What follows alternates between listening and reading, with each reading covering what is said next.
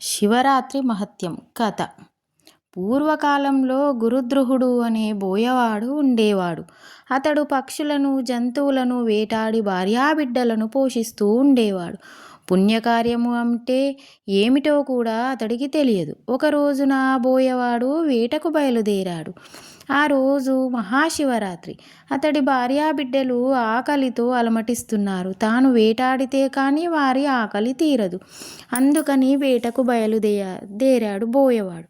అదేమి విచిత్రమో, ఆ రోజు ఒక్క జంతువు కానీ ఒక్క పక్షి కానీ దొరకలేదు బోయవాడికి. ఏం చెయ్యాలో పాలుపోలేదు వేటగాడికి. ఏమైనా అడవంతా తిరుగుతున్నాడు. సాయంత్రం అయ్యింది. ఏమీ దొరకలేదు. దూరంగా ఒక సెలయేరు కనిపిస్తుంది. రాత్రిపూట నీరు త్రాగటానికి జంతువులు అక్కడికి వస్తాయి.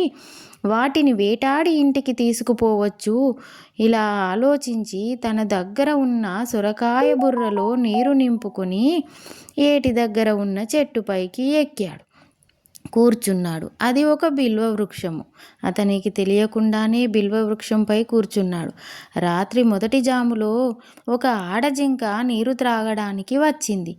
చూశాడు బోయవాడు. ఆ జింకను వేటాడటానికి బాణం వేయాలనుకొని చేత్తో బాణం తీసుకున్నాడు. ఆ సమయంలో సొరకాయ బుర్రలోని నీరు కొంత వలికి క్రింద పడింది. చేతికి తగిలి చెట్టు ఆకులు రెండూ కింద పడ్డాయి. అవి చెట్టు కింద ఉన్న శివలింగం మీద పడ్డాయి. బోయవాడికి తెలియకుండానే శివయ్యకు అభిషేకం జరిగింది. బిల్వ పత్రాలు అర్చన చేసినంత విలువ దక్కింది. అతను చంపడానికి ప్రయత్నిస్తున్న వేటగాడితో ఆ జింక, వెదుడా, నీవు ఏం చేస్తున్నావు అంది. ఆకలి బాధతో అలమటించే నా కుటుంబ సభ్యులకు నీ శరీరంతో ఆకలి తీర్చాలనుకుంటున్నాను అన్నాడు వేటగాడు. దానికి ఆ జింక, ఈ శరీరం అశాశ్వతము. ఇవాళ కాకపోతే రేపైనా పోయేదే. నేను చచ్చిపోయే ముందు కొంతమందికి ఆకలి తీర్చడం నా భాగ్యంగా భావిస్తున్నాను. ఇంటి దగ్గర నా భర్త, పిల్లలు, సవతి ఉన్నారు. వెళ్ళి వాళ్లకు చెప్పి వెంటనే వచ్చేస్తాను. నన్ను నమ్ము అంది. సరే అన్నాడు వేటగాడు.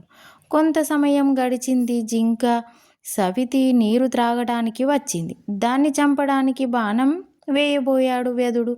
ఇందాకటి జింకలాగానే ఇది కూడా ఇంటి దగ్గర చెప్పి వస్తాను అన్నది. సరే అన్నాడు వేటగాడు. అతని చెయ్యి తగిలి 2 ఆకులు, కాసింత నీరు క్రింద పడినాయి. అది రెండవ జాము అభిషేకం పూర్తయింది తెలియకుండానే బోయవాడికి. తన భార్యలు ఇంకా రాలేదు ఎందుకని విచారిస్తూ మగజింక ఏటి దగ్గరకు వచ్చింది. దాన్ని చంపబోయాడు కిరాతకుడు. ఇందాకటి జింకల మల్లెనే ఇది కూడా ఇంటి దగ్గర చెప్పి వచ్చి నీకు ఆహారం అవుతాను అన్నది. సరే అన్నాడు వేటగాడు. అతని చేయి తగిలి 2 ఆకులు, కాసింత నీరు మళ్ళీ క్రింద పడినాయి. అది 3వ జాము అభిషేకం అయ్యింది తనకు తెలియకుండానే. మగజింక ఇంటికి వెళ్ళింది. భార్యలను కలిసి తాను వెదుడికి ఆహారంగా వెళతాను అన్నది. కాదు, ముందుగా నేను మాటిచ్చాను కాబట్టి నేనే వెళతాను అన్నది మొదటి జింక. అందరిలోకి చిన్నదానను కాబట్టి నేనే వెళతాను అన్నది రెండవ జింక. ఈ రకంగా చర్చించుకొని 3 జింకలు సెలయేటి దగ్గరకు వచ్చినాయి. వెదుని వైపు చూసి అతని ఇంటికి తమను ఆహారంగా తీసుకువెళ్ళమని ఆర్తించాయి. ఆశ్చర్యపోయాడు కిరాతకుడు.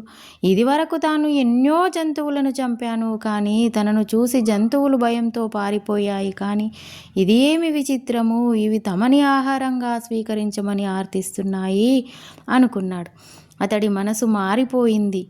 విల్లంబులు అవతల పారేశాడు. మృగాలను ఇంటికి వెళ్ళిపోమ్మన్నాడు. చెట్టు దిగుతున్నాడు. మళ్ళీ 2 ఆకులు, సొరకాయ బుర్రలోని నీళ్లు క్రింద పడినాయి. శివయ్యకు అభిషేకమైంది. పత్రార్చన కూడా అయింది. అనుకోకుండా చెట్టు క్రింద ఉన్న శివలింగానికి 4 జాముల యందు అభిషేకము, బిల్వార్చన జరిగింది. ఈశ్వరుడు ప్రసన్నుడయ్యాడు.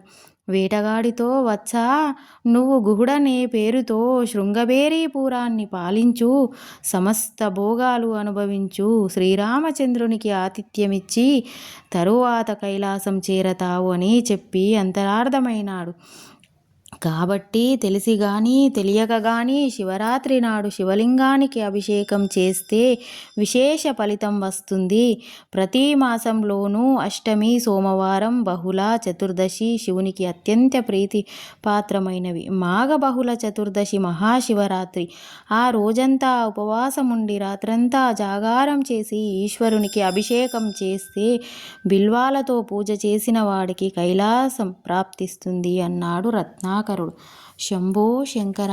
ఓం నమ శివాయ. హరహర మహాదేవ. శంభో శంకర. నమక చమకాలతో ఏకాదశ రుద్రాభిషేకం చేస్తే బాగా ఉన్న జ్వరం తగ్గిపోతుంది.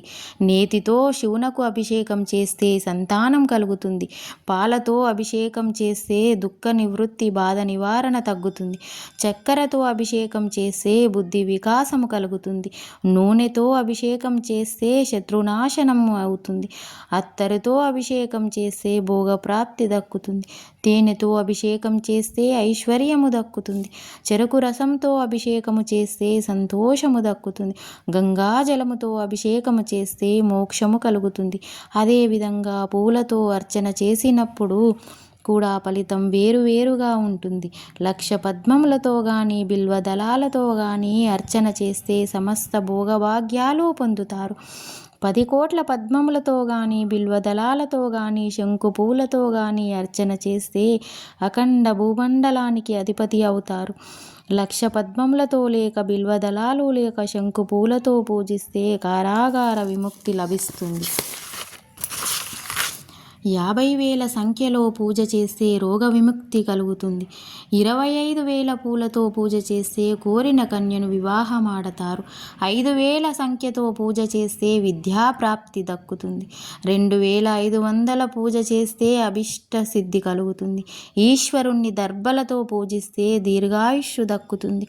ఉమ్మెంత పూలతో పూజ చేస్తే పుత్ర సంతానము దక్కుతుంది. అగస్య పూలతో పూజ చేస్తే కీర్తి ప్రతిష్టలు దక్కుతాయి.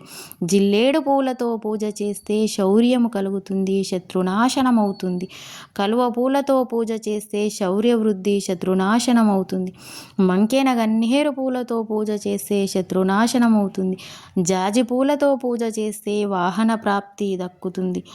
మల్లెపూలతో పూజ చేస్తే భోగము దక్కుతుంది. అవిష పూలతో పూజ చేస్తే పరమేశ్వర సఖ్యము దక్కుతుంది.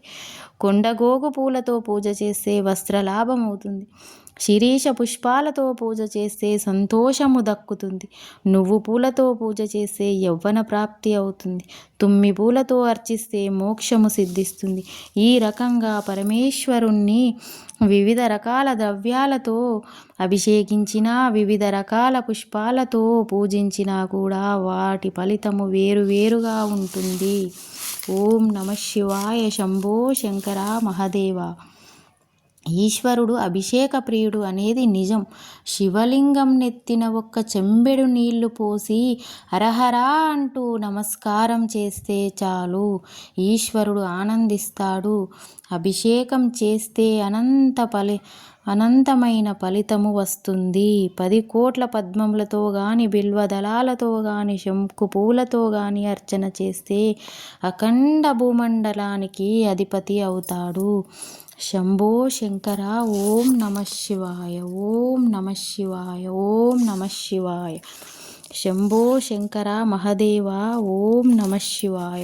ఓం నమ శివాయ. ఓం నమ శివాయ. ఓం నమ శివాయ. ఓం నమ శివాయ. ఓం నమ శివాయ. ఓం నమ శివాయ. ఓం నమ శివాయ. ఓం నమ శివాయ. ఓం నమ శివాయ. ఓం నమ శివాయ. ఓం నమ శివాయ. ఓం నమ